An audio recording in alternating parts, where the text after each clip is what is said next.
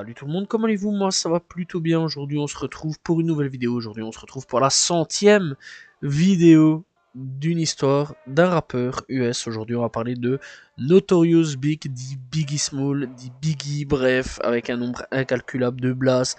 Vraiment, ce mec est vraiment une grosse légende du rap de New York. Bref, il était en conflit direct avec Tupac, alors qu'à la base ils étaient potes, hein, mais ça, on va voir un petit peu au fur et à mesure donc de l'histoire.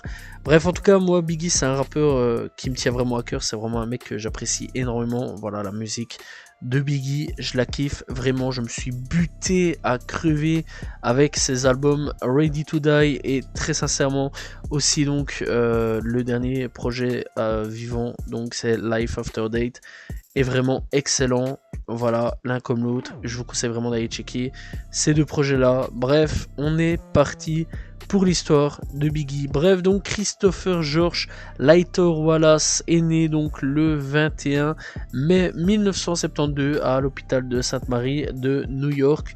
Il est le premier et unique fils de Voletta Wallace, une donc professeure jamaïcaine, et de Selwyn George Lightor, homme politique jamaïcain. Bref, t'as compris les origines. Jamaïque. Alors que Wallace est âgé de 2 ans, son père quitte le domicile familial. Sa mère occupe donc alors 2 emplois pour subvenir aux besoins de son fils. Wallace grandit au 226 St. James Place à Clinton Hill, un quartier de l'arrondissement de Brooklyn. Jeune enfant studieux, Biggie est l'un des meilleurs élèves de sa classe de middle school et remporte plusieurs prix en anglais de grande taille et en surpoids. Il est surnommé Big dès l'âge de 10 ans. Et il explique avoir commencé donc à vendre de la drogue à 12 ans. Ouais, le mec il était très tôt dans la rue. Tu connais New York, Brooklyn, etc. C'est à peu près le même parcours avec Jay-Z. Jay-Z il a vendu très vite aussi de la dope dans les rues de New York. Voilà, on connaît un petit peu l'histoire. Mais c'est vrai que Biggie, quand même, dès l'âge de 12 ans, c'est quand même assez chaud. Bref, donc sa mère, souvent absente à cause de son travail, l'apprendra une fois que Wallace sera atteint l'âge adulte. À sa demande, Wallace est transféré à l'école catholique Bishop Loughlin Memorial High School, à la George Westinghouse Career and Technical Education High School, où les futurs rappeurs DMX, DMX, très grand rappeur, j'ai déjà fait une histoire dessus, Jay-Z et Busta Rhymes, étaient déjà. Bref, d'après sa mère, Wallace c'était un étudiant exemplaire, mais il a changé après son transfert dans ce nouvel établissement. À 17 ans, Biggie abandonne ses études et s'implique dans le crime. En 1989, il est appréhendé pour port d'armes illégales à Brooklyn, puis une nouvelle fois en 1990, voilà. Bref, un an plus tard, Biggie est appréhendé en Caroline du Nord pour vente de crack. Il passera 9 mois en prison. Biggie se lance dans le rap à son adolescence, il divertit donc les passants dans les rues, il est membre des petits groupes locaux de Old School Gold, Brothers et de Technique. Libéré donc de prison, Biggie compose une démo sous le nom de Biggie Small, inspiré d'un personnage du film Let's Do It Again de 1975 avec Bill Cosby et Sidney Poitier. Bref, donc, en raison de sa stature, il mesurait 1,91 m, donc 1,91 m, voilà. Bref, donc, pour un poids compris entre 140 et 170 selon plusieurs témoignages.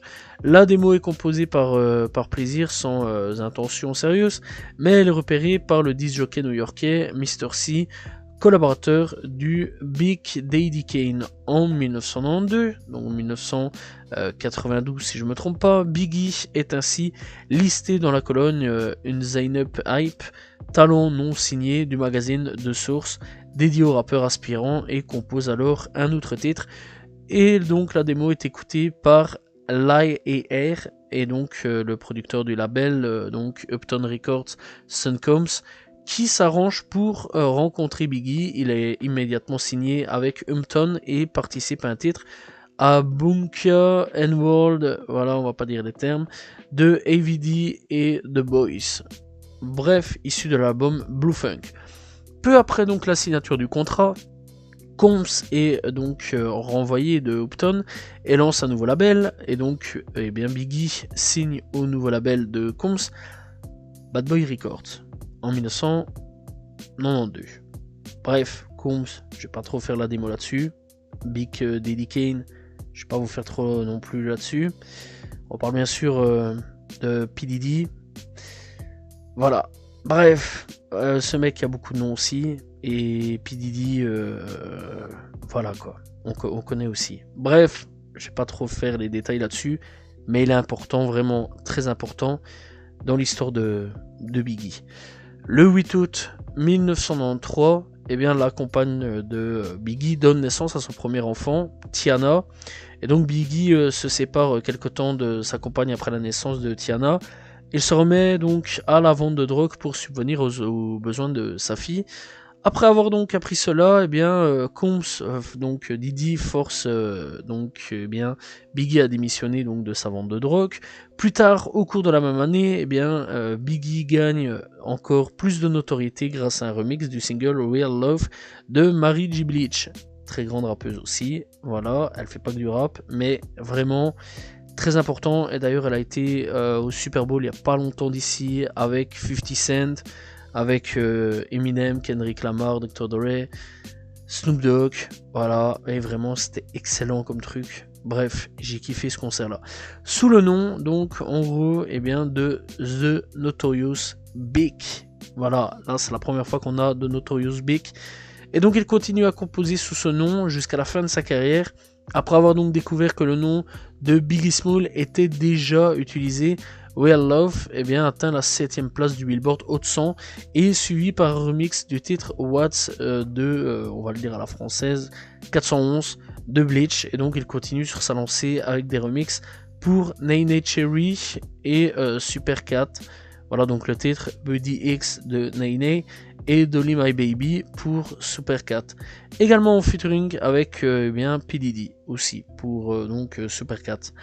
Bref, donc en 1993, en avril, tout ça sortait en 1993, donc en avril 1993, son premier titre en solo, Party and Bullshit, apparaît dans la bande originale du film Wood the Main. En juillet 1994, il participe aux côtés de LL Cool J et Busta Rhymes, un remix du titre Flavia in Ya Air de Craig Mack, qui atteint la 9ème place du Billboard Hot 100. Bref, donc le 4 août 1994, Biggie épouse la chanteuse de R&B Faye Evans. 4 jours plus tard, Biggie atteint la 27ème place du classement musicaux en tant que musicien solo grâce à son titre Juicy. Wow, Juicy, grosse dinguerie.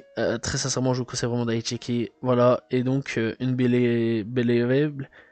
Voilà, je pense que j'ai dit de la merde. Bref, c'est pas grave. Une Believable, plutôt. Voilà, bref, donc single principal de son premier album. Voilà, bref, donc Ready to Die est publié le 13 septembre 1994. Il atteint donc la 13e place du Billboard 200 et est certifié quadruple disque de platine par la RIAA. Alors, je rappelle qu'à l'époque, c'était pas le streaming. Quadruple disque de platine. Sans streaming, rien que vendre CD, voilà, tu te déplaces au magasin, c'est un exploit, voilà, c'est un truc de fou, on va pas se mentir. Bref, après on n'était pas non plus dans la crise du disque, mais c'est un truc de fou. Bref, l'album publié à une époque durant laquelle le rap West Coast dominait la scène hip-hop selon Rolling Stone, a d'un seul coup de nouveau suscité l'intérêt du public pour le rap East Coast et il est félicité par la presse spécialisée. Outre Juicy, l'album contient deux autres titres à succès. Big Popo, excellent titre d'ailleurs, certifié disque de platine et premier des classements, et One More Chance en featuring avec Faith Evans. Bref, donc Busta Rhymes confie avoir aperçu Biggie distribuer des exemplaires gratuits de Ready to Die qu'il considère comme à sa façon de faire de la promotion. Bref, on connaît, il y a pas mal là-dessus qui vont faire leur promo, vendre comme ça au marché, etc. C'est comme ça que pas mal de rappeurs ont débuté à l'époque. Alors revenons sur ce projet complètement légendaire. Alors il faut savoir qu'il a subi un remaster, on va dire, en 2005. voilà, en 2015 plutôt, et en 2005 aussi, il a subi un remaster. Bref, c'est pas grave, on n'est pas là pour parler de tout ça, dans tous les cas, on s'en fout. Alors bon, ce projet Ready to Die est excellent dans tous les points, c'est un excellent projet. Bref, on retrouve des titres comme Ready to Die, on retrouve donc Juicy, excellent. Bref, on retrouve aussi Machine Gun Funk, voilà, on retrouve donc Signal Tongue, on retrouve aussi Just Playing.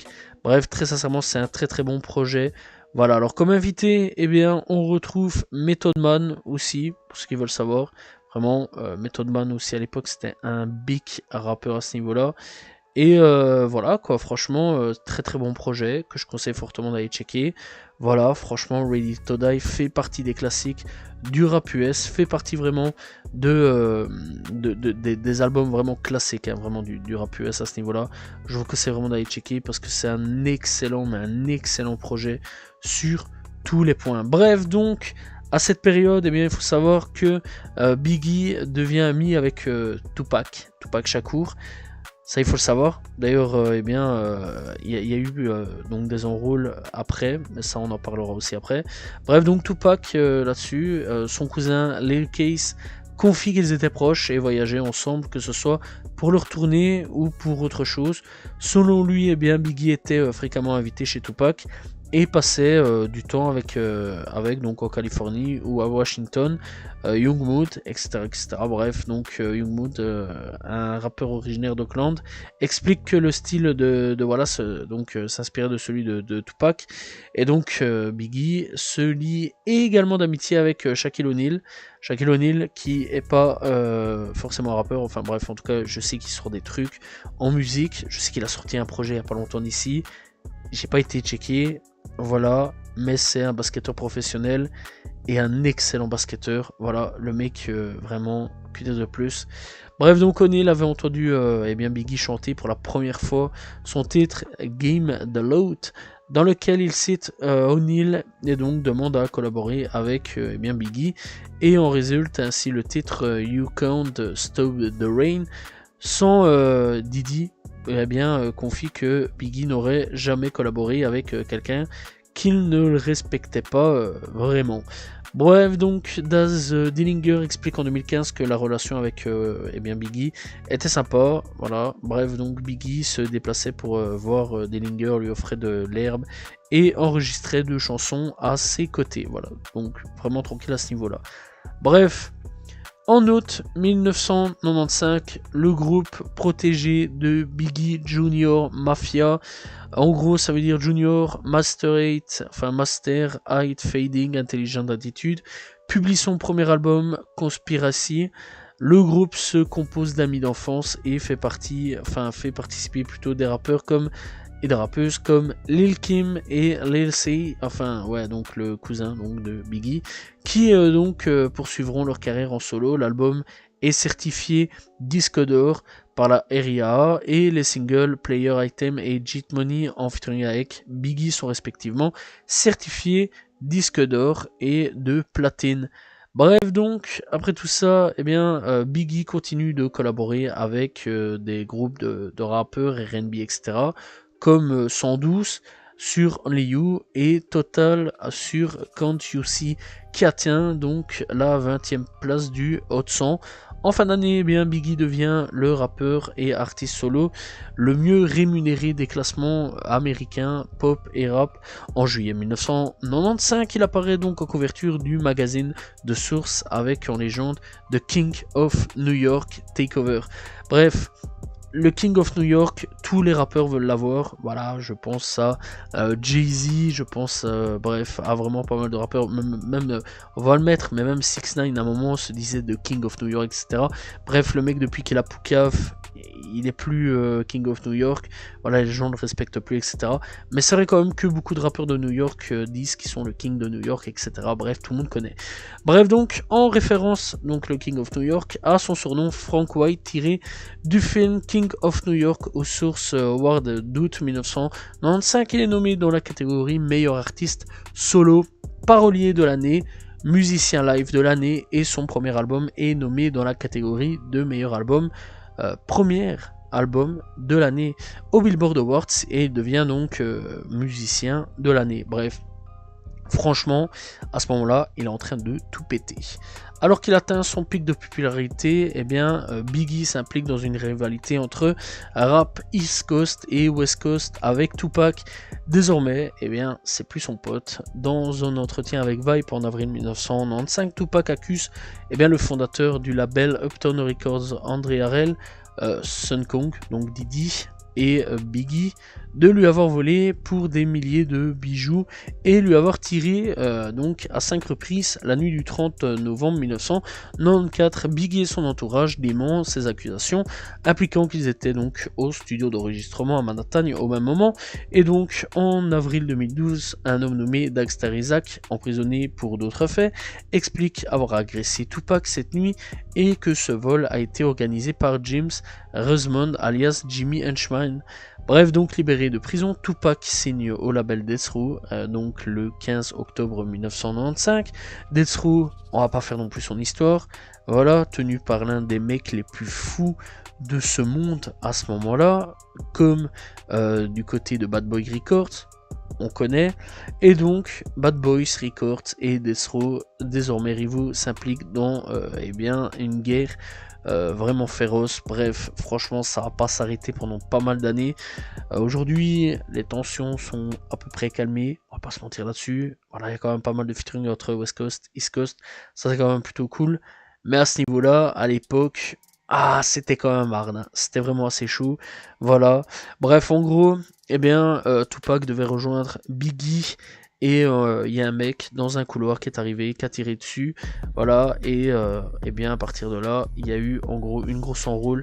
Bref, il y a pas mal de vidéos là-dessus qui sont disponibles sur internet, et j'avais déjà expliqué cette histoire durant donc l'histoire de Tupac, parce que pour ceux qui ne le savent pas, j'ai fait une histoire sur Tupac. Bref, on est venu aussi donc des clashs légendaires avec tout ça, donc pas mal de sons, voilà, pas mal de pics dans certains sons, etc. Bref, franchement, ce clash est légendaire. Bref, Biggie, après tout ça, se lance dans l'enregistrement d'un deuxième album en septembre 1995. L'album enregistré à New York, Trinité et Los Angeles est interrompu à son 18e mois à cause de blessures, de problèmes judiciaires et de rivalités dans laquelle il est impliqué. À cette période, il travaille aux côtés du chanteur et producteur pop R&B Michael Jackson. Je déconne pas, Biggie a réellement travaillé avec Michael Jackson sur l'album History, voilà, de Michael Jackson. Alors prenez ça comme vous voulez, mais il y a un monde où Michael Jackson a vraiment travaillé avec Biggie. Que dire de plus? Bref, donc Lil Case explique en 2013 que Biggie n'était initialement pas partant pour rencontrer Michael Jackson à cause de cette histoire avec des enfants. Voilà. Puisque déjà à cette époque, Michael Jackson était un peu pointé du doigt sur les histoires d'enfants, etc. Voilà. Que dire de plus? Ça met un petit blanc d'un coup là, mais voilà, que dire de plus? Bref, donc, ça fait partie de l'histoire, fallait quand même en parler. Le 23 mars 1996, Biggie est appréhendé devant l'entrée d'une boîte de nuit à Manhattan pour avoir menacé 2 fans. Pourquoi pas? C'est un peu chelou la relation avec les fans, mais bon, assez dommage là-dessus. Bref, frapper l'un d'entre eux et exploser les vitres de leur taxi. Il plaide coupable pour agression au second degré et est condamné à purger 100 heures d'intérêts généraux, donc d'aller travailler, voilà, tranquillement, sans plus. En 1996, il est arrêté devant chez lui à Teaneck, dans le New Jersey, pour possession d'armes illégales et, attention, stupéfiant. Ah ouais, le mec il a rattrapé ses habitudes assez vite là-dessus. Bref, donc en juin 1996, Tupac publie Hit Aim Up, un diss track dans lequel il déclare avoir eu donc une relation avec l'épouse de Biggie. Voilà. Ah ouais, c'est bien tendu entre eux, hein, vraiment. Et que donc Biggie avait copié son style et son image. Et Biggie cite d'abord le titre Brooklyn Finest de Jay-Z dans lequel il dit si Faye donc Faye Evans, sa compagne de l'époque, a des jumeaux. Elle aurait sûrement 2 Pax, PG, 2 Pax. Cependant, eh bien, Biggie ne répondra pas directement à ces insultes, expliquant alors donc en entretien, donc dans Radio en 1997, que ce n'est pas son style de répondre. Bref, voilà, les clashs pour lui. Pas le temps vraiment, voilà. Lui, c'est plus le travail qu'autre chose. Bref, donc, Tupac, encore une fois, ça s'est fourlié là-dessus, encore une fois, eh bien, est visé par un drive-by. On connaît le fameux drive-by à Las Vegas, dans le Nevada, le 7 septembre 1996, et succombe à ses blessures 6 jours plus tard, le 13 septembre 1996. Des rumeurs circulent immédiatement selon lesquelles Biggie serait impliqué dans son assassinat. Chuck Phillips du Los Angeles Times rédige en 2002 Wokele Tupac Shakur, un article tiré des rapports de police et d'autres sources complètes donc rapportant que le crime a été perpétré donc à la place plutôt que de faire des fautes, ce n'est pas grave. Bref donc par un gang de Compton appelé les Suicide Crips, pour venger l'un de leurs membres agressé par Tupac quelques heures plus tôt et que voilà serait payé pour les armer. Bref, aujourd'hui on sait à peu près tout ce qui s'est passé là-dessus. Voilà, bref, donc c'est vrai qu'aujourd'hui il y a un mec en prison, apparemment il devrait bientôt sortir. On espère bien sûr que non. Bref, donc sa famille dément fermement cet article et prouve par la suite que Biggie était bel et bien à New York et dans le New Jersey au moment du crime, et The New York Times considère que les documents fournis par la famille prouvent l'innocence du rappeur. Par contre, il est vrai que c'est bien un Crips donc qui a tué Tupac, en tout cas de ce qu'on sait, voilà, et ça le mec s'en est bien vanté. Bref, donc là-dessus, avec tout ça, eh bien les pages fournies indiquent que Wallace donc était en studio en train d'enregistrer une chanson intitulée Nasty Girls pendant la nuit durant laquelle eh bien, Tupac a été tué. Et donc Faye Evans explique que son époux l'avait appelé, choqué la nuit du meurtre de Tupac. Et donc Evans ajoute: je pense que lui aussi craignait pour sa vie. Après tout ce qui se passait à cette époque, eh bien Wayne Barrow, l'un des managers de Wallace à l'époque, conclut que le rappeur enregistrait Nasty Girl la nuit durant laquelle donc Tupac a été tué. Le 29 octobre 1996, Faye Evans donne naissance au fils de Biggie, Christopher Wallace Jr. Le mois qui suit, le membre de Junior Mafia, Lil Kim, publie son album, voilà, son premier album solo, Hardcore, sous la direction de Biggie. Lil Kim cite Biggie comme son plus grand fan et quelle était sa fierté, sa joie. En 2012, Lil Kim explique que Biggie l'avait empêché de composer un remix du single Love You Life de Joe Daisy en l'enfermant donc dans sa chambre. Selon elle, eh bien Biggie lui aurait dit qu'elle n'ira rien faire avec eux. Bref, donc après tout ça, pendant l'enregistrement du deuxième album initialement intitulé Life After Date, Till Date 2 Years Par, eh bien, plus tard abrégé par Life After Date, ce qu'on connaît, bref, le titre devait être plus long, eh bien, Biggie est victime d'un accident de voiture qui lui aurait blessé la jambe gauche et donc est forcé à se déplacer temporairement en chaise roulante. Il se déplaçait à l'aide d'une canne, et donc Lil Kiss, qui et lui sont appréhendés pour avoir fumé de la marijuana dans un lieu public et leur voiture est embarquée. Bref, Wallace donc loue une Chevrolet. Lumina, malgré les pointes de Lil Kiss avant l'accident, la voiture donc avait des problèmes de frein, mais donc Biggie ne s'en souciait pas vraiment. Biggie reste quelques mois à l'hôpital après donc l'incident et prend des cours de rééducation. Malgré cette hospitalisation, il continue donc à travailler sur l'album. L'accident donc est cité dans les paroles du titre Long Kiss Goodnight, I Still Take Me, Lose It to Be I Strong Ice Ripple et Till Lil Sears Cripple Me. Bref, donc en janvier 1997, Biggie est forcé de payer 41 000 $ de dommages à la suite donc de l'incident, impliquant l'ami du promoteur de concert qui l'accuse, lui et son entourage, de l'avoir passé à tabac après donc une querelle en 1995. Après tous ces événements, Biggie exprime son désir de vouloir changer d'air. Bref, il dit: ma mère, mon fils, ma fille, ma famille, mes amis sont tout ce qui compte pour moi désormais. Bref, malheureusement, ça va pas trop se faire, puisque il n'aura pas beaucoup de temps non plus à consacrer à sa famille. En 1997, en février 1997, Biggie part pour Los Angeles afin de faire la promotion de son deuxième album et du clip vidéo de son titre Hypnotize. Cultissime aujourd'hui aussi ce titre-là. Bref, donc la sortie de l'album Life After Date est prévue pour le 25 mars 1997. Dans la soirée du 8 mars 1997, il assiste à la cérémonie donc du Soul Train Music Awards, au cours de laquelle il remet un prix à Tony Braxton. En terre hostile, donc, il est hué par une partie du public lorsqu'il monte sur scène, puis se joint sans enthousiasme pour Puff Daddy à une soirée donc organisée par le magazine Vibe au Peterson Automotive Museum, accompagné de Lil Keith, membre de Junior Mafia, on connaît pour finir, et donc de Diddy. Et il s'en sort, il en sort donc vers minuit 30 pour gagner son hôtel.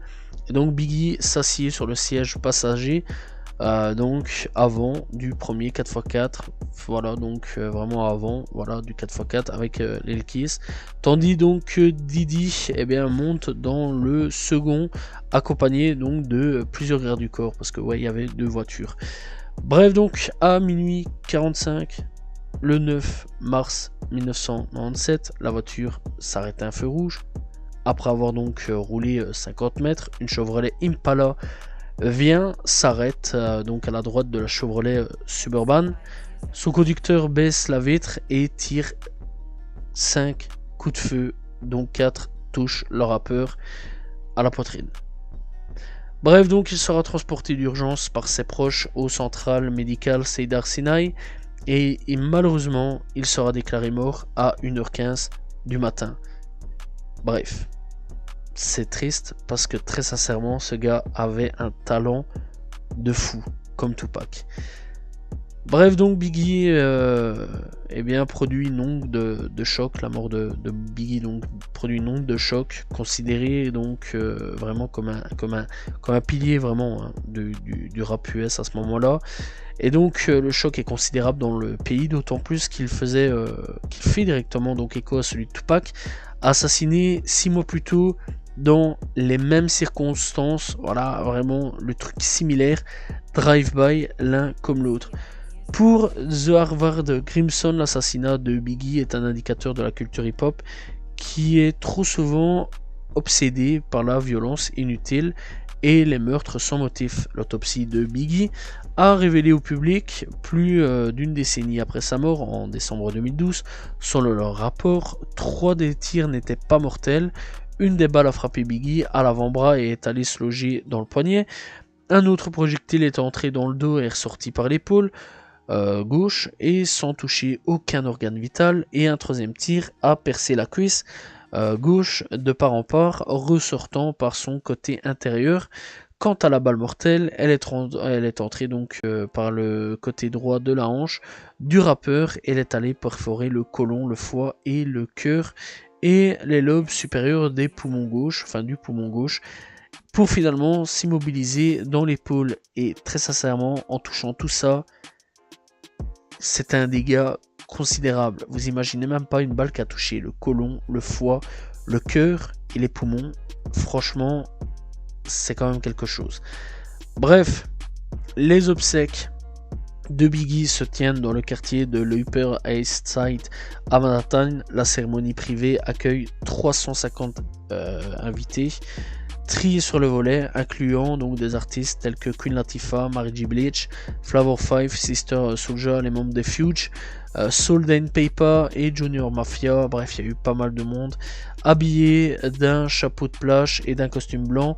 La dépouille de Biggie est dans un grand cercueil en acajou ouvert.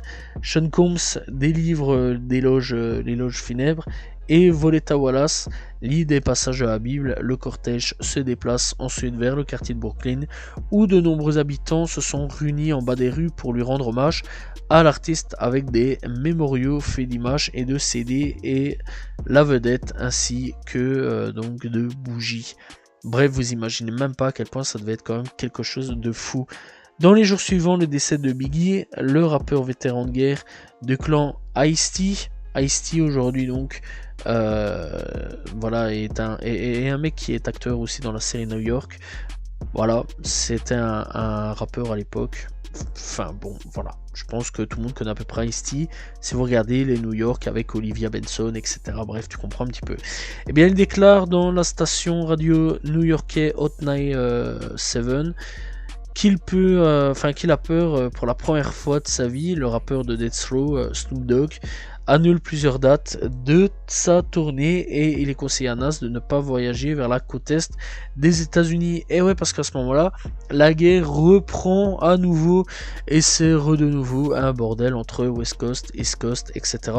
Tu connais, ça va de nouveau se tirer dessus, ça va de nouveau se clasher, etc. Bref, ce fut encore un bordel monumental.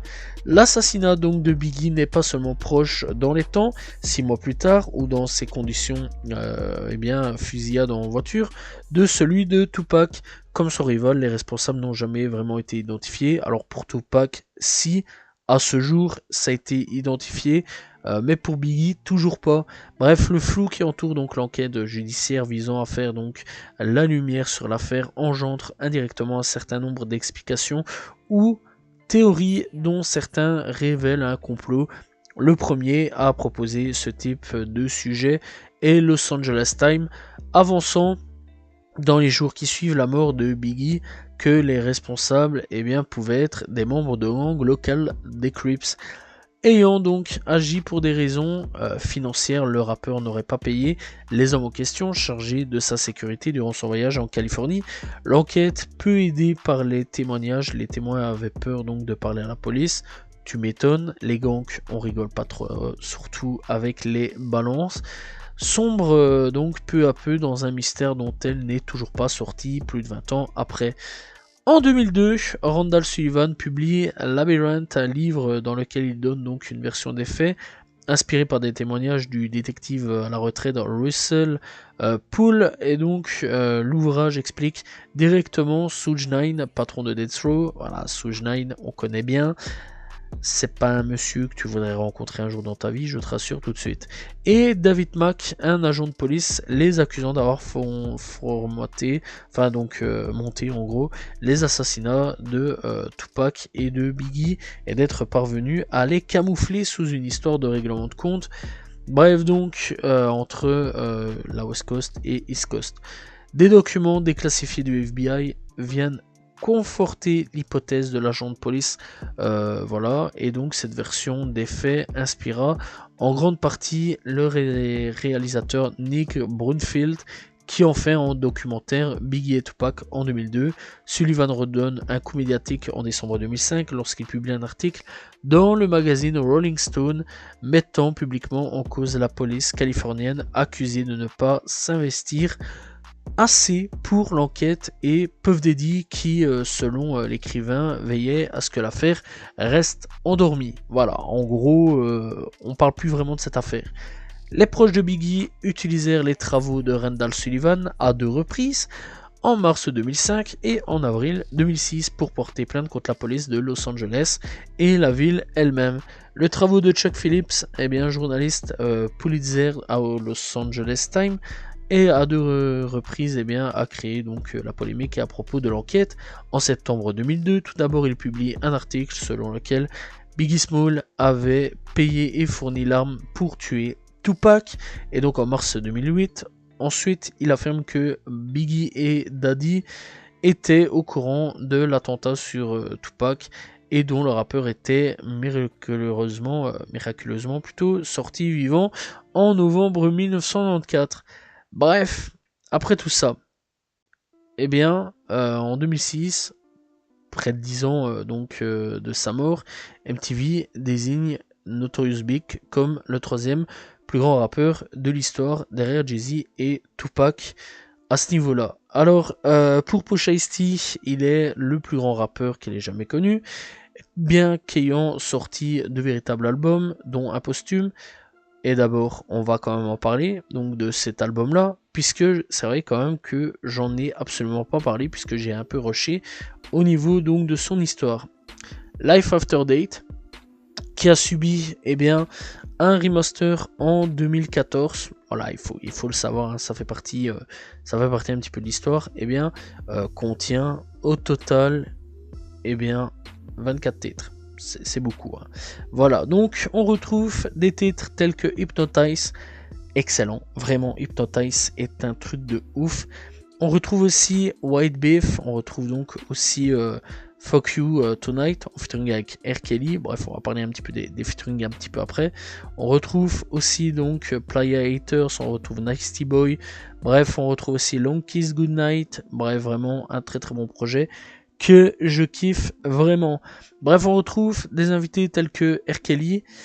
Oui, on retrouve Deluxe, on retrouve Angela Winebush, on retrouve aussi Jay-Z, on retrouve Mace, on retrouve Diddy, et on retrouve aussi Lil Kim, ça me paraît logique, et Too Short, on retrouve aussi Daryl, DMC McDonald's, et c'est tout pour les featuring. Très sincèrement, c'est un excellent projet. Voilà, rien d'autre à dire là-dessus. Je vous conseille vraiment d'aller checker. Bref, donc on retourne là-dessus. Donc le MC de Brooklyn en est pourtant devenu donc l'un des plus grands de l'histoire. Donc avec ses projets posthumes, on reprend là-dessus. Et ce paradoxe, donc, apparemment s'explique par l'évolution du hip-hop américain en cours de l'année 1981 et l'avènement de NWA, largement dicté par le rap californien, non seulement Ready to Die est unanimement salué donc par les critiques et à un moment où les productions de la côte Est sont plutôt moribondes. Outre Juicy, l'album contient 2 autres titres à succès, Big Papa, déjà parlé, et donc, on en a déjà parlé. Bref, donc, le succès phénoménal de Juicy, Big Papa et One More Chance fondent pratiquement les bases d'un marché rap de New York. Et donc, de jeunes talents comme Nas et Mobb Deep ne tardent pas à le rejoindre, mais leur impact n'est pas aussi important que celui de Biggie. À ce moment-là, je tiens tout de suite à expliquer, Nas et Mobb Deep, après, ont vraiment aussi marqué l'époque, et donc AllMusic considère que Notorious Big est le sauveur du rap East Coast. Voilà, et c'est pour ça en gros que vraiment il a impacté, parce que il a en gros, là où il y avait vraiment plus d'intérêt pour le rap East Coast, il a un peu, en gros Biggie, sauvé le rap East Coast à ce moment-là. Bref donc, après tout ça, le succès n'est pas seulement artistique mais également commercial. Le premier album donc, de Biggie se vend à plus de 4 millions d'exemplaires. La rivalité entre East Coast et West Coast conclue par son assassinat ajoute du mythe. Ajouté au mythe et la prospérité donc, de l'artiste. Conscient de la notoriété que Biggie a acquise à sa mort, le label Bad Boy et donc Diddy s'évertue à en tirer des bénéfices. Quelques mois donc après son assassinat, Biggie apparaît en featuring sur 5 titres de l'album solo de Puff Daddy, No Way Out. Et donc le label décide en 1999 et 2005 de produire plusieurs titres en collant d'anciens couplets non utilisés de Biggie avec des featuring improvisés pour l'occasion. Oui. Comment créer des albums posthumes, etc., des trucs posthumes. Ce mec est l'origine même, on va dire, de tout ça, parce que très sincèrement, il va user jusqu'à la moelle Biggie, malgré qu'il soit 6 pieds sous terre, c'est un truc de fou. Bref, les albums donc sont tièdement accueillis par la critique, mais son succès commerciaux double platine pour Born Again, et on va en parler, donc Born Again, qui lui est donc sorti en 1999, contient 18 titres et contient surtout beaucoup de featuring. Voilà. Est-ce que vous êtes prêts pour les featuring de fou? Bref, on retrouve Lil Kim, Diddy, bien sûr. On retrouve Eminem. Oui, dans ce monde, il existe un featuring avec Notorious Big et Eminem. Pourquoi pas? C'est un peu chelou. Voilà. Hot Boys, Big Timer plutôt, Mercury, Snoop Dogg. Oui, dans ce monde, il existe un featuring avec Snoop Dogg. Je rappelle qu'ils étaient ennemis. Hein. Voilà. Que dire de plus? Ah, le profit, les gars. Le profit, Busta Rhymes, Junior Mafia, tu vas me dire ça, c'est un peu normal. Too Short. Voilà, on retrouve Sada X, on retrouve Redman, Method Man. On retrouve donc aussi G-Dep, Craig Mack, Missy Elliott, Mobb Deep. Voilà, Joey Hooker, Black Ops, Ice Cube. Ok. Benny Siegel, Lil Kiss, ça c'est logique, c'était son cousin. Sikai et Jojo et Nas. Voilà. Tous des gens, enfin il y a des gens, certains qui étaient en clash avec, etc. Bref, c'est n'importe quoi. Voilà. Je sais pas d'autre mot à dire là-dessus, c'est n'importe quoi. Bref. Et donc Platinum pour The Wait de Final Chapter.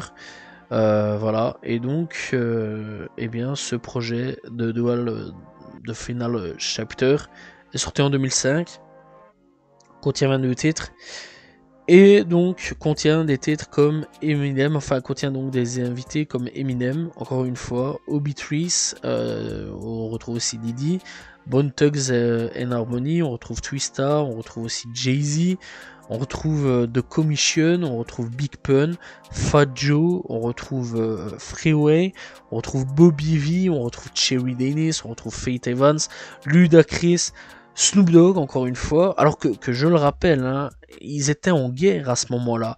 On retrouve Faith Evans, The Game, voilà, alors qu'ils se sont jamais rencontrés, je vais dire. Every Storm, Jagged H, Nelly, on retrouve, ouais, Nelly aussi, on retrouve Tupac. Voilà, pourquoi pas.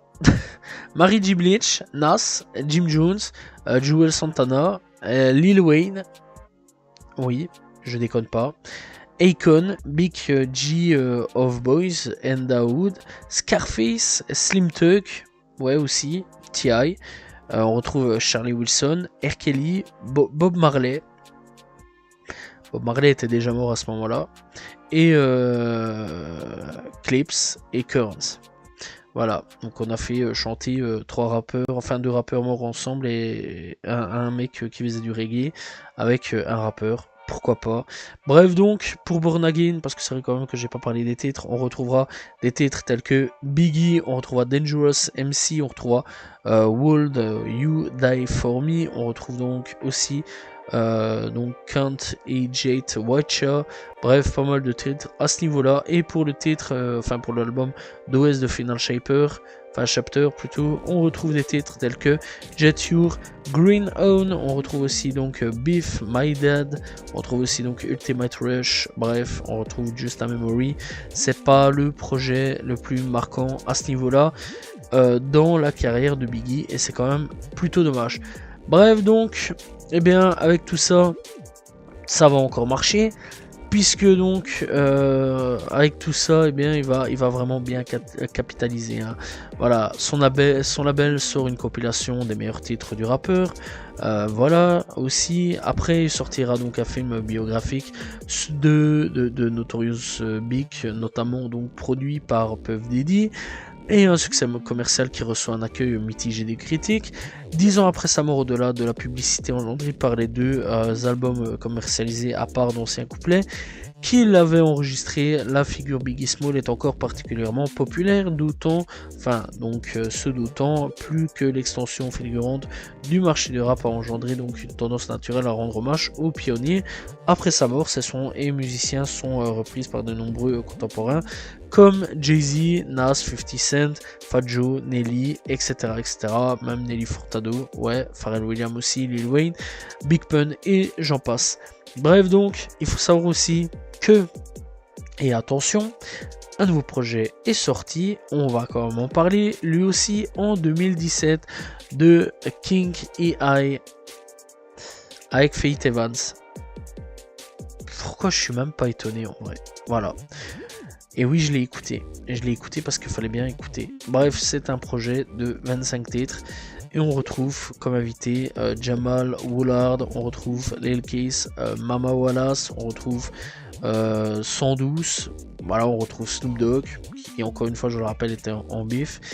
Busta Rhymes, Sheek Louch, Steel P, China Taïgir, Kevin McCall, Lil Kim, Jadakiss. On retrouve des titres comme Trina Jade By, on retrouve Legacy, on retrouve donc Wine in the Shame, enfin Same, NEC, pas NEC mais NEC, enfin YC, voilà. Bref, on retrouve I Wish comme interlude. Bref, franchement, c'est pas ouf. Après tout ça, en 2021, parce que ouais, il y a encore des projets en 2021, on aura musique inspirée by Biggie, I Got a Story to Tell. Bref, c'est en gros un gros mix. On retrouvera Big Popo, Juicy, etc. Hypnotize. Voilà, franchement, c'est pas ouf à aller écouter. Voilà, c'est un mix. Et après tout ça, parce que c'est marrant hein, aussi de revenir avec un nouveau projet. Voilà, nouveau projet 2002, Life After Date pour les 25 ans de l'anniversaire donc du projet Life After Date. Parce que c'est marrant, on ressort donc un titre en 2022 de 39 titres, attention. Pourquoi 39 titres? Alors c'est assez bien marrant dans l'ensemble, puisqu'on aura donc Hypnotize, etc. Mais en plus de ça, donc on aura des instrumentales. Voilà. Et puis des mix, des club mix. Et quelques nouveaux trucs, enfin bref, voilà, c'est... Je sais même pas quoi dire. Bref, je vous l'ai dit, on l'a usé jusqu'à la moelle, hein, Biggie, et ça c'est fort dommage à ce niveau-là, parce que c'est un excellent artiste, et je pense pas que de son vivant, donc il aurait accepté ce genre de choses. Bref, donc il faut savoir que son influence dépasse le milieu musical, son style vestimentaire lancé donc des modes influencés, des tendances, le cliché vers une couronne, enfin avec une couronne donc sur la tête est historique. Biggie porte des vêtements Versace et l'un des premiers à porter des vêtements de la marque Bape, B-A-P-E, voilà. Lors de la saison NBA 2016-2017, 20 ans après la mort du rappeur, eh bien la franchise de Nets Brooklyn retire le maillot Flocky numéro 72 en rapport à la date de naissance de Biggie. Lors d'une soirée spéciale dédiée à l'artiste de Brooklyn, une bannière flotte au Barclays Center au-dessus du parquet de la salle de Nets. En 2017, 20 ans après donc la mort de Biggie, l'homme politique Hakeem Jeffrey lui rend hommage à la tribune de la Chambre des représentants des États-Unis. Bref, que dire de plus? Eh bien, Biggie a marqué les époques et marque encore les époques. Le mec est en train de traverser les générations malgré qu'il est mort en 1997, il y a plus de 27 ans, voilà, et c'est pas difficile de le rappeler puisque je suis né en 1997. Bref, moi personnellement j'ai grandi avec Biggie, c'est un artiste que vraiment je kiffe, je surkiffe de ouf, voilà. Que dire de plus, mis à part que, je suis déçu, triste de voir qu'on en fait un petit peu trop avec sa carrière posthume. Parce que vraiment, ce mec-là est excellent, c'est vraiment une grosse légende là-dessus. Bref, il faut savoir aussi qu'il y a eu des compilations, même encore aujourd'hui, hein, il y a encore en 2023 une compilation qui est encore sortie de 5 titres, pourquoi pas, parce que c'est marrant apparemment. Bref, donc les compilations, parce que c'est vrai quand même qu'on n'en parle pas assez souvent des compilations, il y a Greatest Hits sorti en 2007, Money, Mo Problem, on a aussi Notorious One de Notorious Big, et après on a Breaking Big de Sandbox sorti en respectivement 2007, 2020, 2021 et 2023. Parce que je vous l'ai dit, c'est marrant à ce niveau-là. Je vous l'ai dit les gars, franchement, on peut se faire du bif, on le fait, et même encore à l'heure actuelle, il y a encore des titres qui sortent. Il y a un EP aussi qui est sorti, du nom donc de Notorious. Voilà quoi, franchement, c'est n'importe quoi, ça s'appelle en gros de Notorious, The King of New York. On retrouve encore une fois pas de nouveaux titres, hein. On retrouve vraiment pas de nouveaux titres, mais on retrouve donc Hypnotize, on retrouve Machine Gun Funk, on retrouve Warning, King in the Door, voilà, des remasters, des quelques nouveaux titres par-ci par-là de temps en temps qui sortent. Je sais que récemment, il n'y a pas longtemps d'ici, il y a eu aussi le titre pour Pepsi qui est sorti parce que ouais, ils devaient faire, ils ont fait une collaboration ensemble. En tout cas, le titre est sorti, il est disponible sur YouTube. Bref. Il y a vraiment plein de trucs aussi. Le mec aussi, il est apparu dans Fast and Furious. Me demande pas pourquoi. Voilà, avec YG, Bone Thugs et Harmony, T Dolla Sign, Sampra. Bref, voilà, pour Fast and Furious. Vraiment, c'est un bordel total. Je sais pas quoi dire de plus. Bref, il y a T Dolla Sign qui a fait des featuring aussi avec. Pour le titre GOAT, c'est un titre inédit. Il faut le savoir. Voilà. Et ouais, je suis blasé quand je vois tout ça, quand je suis blasé parce que vraiment il y a plein de trucs qui sortent, vraiment plein de trucs qui sortent. Mais c'est pas forcément des titres inédits, hein. Voilà, c'est plus vraiment l'user jusqu'à la moelle avec des remixes. On va prendre des sons, on va faire des featuring, etc. Ça c'est dommage à ce niveau-là parce que c'est vraiment un artiste qui a marqué une génération de fous, vraiment de fous. Et malheureusement, ce qu'on en fait, c'est que Biggie, on est en train de le tuer à petit feu, etc. Bref, faut savoir aussi qu'il voulait lancer une marque de vêtements. Après, ça a été mis en pause et après, ça a été relancé avec des photos de son visage, etc. D'ailleurs, enfin, je sais pas, c'est vraiment si ça a été relancé, etc. Ou si c'est lui. Moi, personnellement, j'ai un t-shirt de Biggie. Voilà, on s'en fout, mais c'est le petit fun fact. Voilà, bref. En tout cas, c'est un rappeur vraiment qui a marqué une génération de fous. Voilà, c'est un rappeur avec lequel j'ai grandi. C'est un rappeur vraiment qui a participé un peu à mon enfance, etc. C'est un rappeur vraiment que mes potes, etc. Enfin, pas mal de mes potes aiment bien. Comme Tupac, etc. Vraiment, c'est vraiment des rappeurs avec lesquels mes potes, etc. on aime bien écouter. Vraiment, c'est un rappeur que je conseille vraiment pour les plus jeunes qui connaissent pas Biggie. Je conseille vraiment d'aller écouter Biggie. Malheureusement, je conseille pas vraiment d'aller écouter ses nouveaux projets parce que c'est vraiment des projets faits pour l'argent. Je pense plutôt vraiment vous conseiller à vous arrêter à l'album donc sorti en 2005. Je pense vraiment que c'est peut-être le dernier projet valable malgré qu'il y a un peu trop de featuring, mais c'est des featuring avec 2-3 personnes à la limite qu'il aimait bien. Mais bon, rajouter Eminem alors qu'ils connaissent pas Eminem, faut être culotté. Voilà, faut avoir du culot. Et rajouter Snoop Dogg quand même alors qu'ils l'aimaient pas non plus et qu'ils étaient en guerre. Faut être culotté aussi. Rajouter Tupac alors qu'ils l'aimaient plus, voilà, ils étaient plus potes, etc. Faut avoir du culot. Voilà, moi personnellement, j'aurais pas osé, mais bon. Didi était là pour se faire de l'argent, fallait se faire de l'argent avant d'aller en prison très prochainement pour des faits un peu chelous de la part de Biggie. Non, de Didi, excusez-moi. Bref, on s'est un peu mélangé les pinceaux. Bref, en tout cas, moi j'espère que vous avez apprécié l'histoire de Notorious Big. Très sincèrement, ça m'a fait plaisir pour la 100e de faire cette histoire-là. C'est un artiste que j'apprécie énormément, que j'aime énormément, que je conseille vraiment d'aller checker, d'aller écouter, voilà, d'aller checker les clips, etc. Vraiment, c'est un artiste vraiment excellent dans tous les points. Et vraiment, c'est kiff au niveau donc des meilleurs rappeurs entre Tupac et Biggie. Voilà, moi personnellement, je sais pas les partager entre les deux, tellement je les aime tous les deux. Voilà, ils ont chacun leur truc, chacun leur manière de rapper, etc. Très sincèrement, je vous conseille vraiment d'aller checker, que ça soit Tupac ou Biggie. Bref, en tout cas, les deux là étaient faits pour briller, étaient faits pour tout péter. Malheureusement, ce qui est dommage quelque part, hein, c'est qu'ils n'ont pas su se rabibocher, voilà, redevenir copains à la fin, et que cette guerre entre West Coast et East Coast ne se fasse plus, et qu'à la fin, eh bien, les deux soient alliés et eh bien, forment un duo exceptionnel. Je serais certain que s'ils avaient fait Blended Fit et un album en commun, ça aurait pété totalement en Amérique et en Europe aussi, parce que bah, vraiment on est client de tout ça, nous. Voilà, on aime bien Tupac, on aime bien Biggie, même en Europe, etc. Bref, ça resteront l'un comme l'autre des légendes du rap US, et je vous conseille vraiment d'aller checker les deux, voilà. Et je vous conseille en même temps d'aller checker aussi l'histoire de Tupac qui est sur ma chaîne YouTube. Bref, j'espère que vraiment donc vous avez apprécié l'histoire de Biggie. N'hésitez pas à vous abonner, liker, commenter, partager. On se retrouve bien demain pour une nouvelle vidéo, très prochainement pour une nouvelle histoire de rappeur.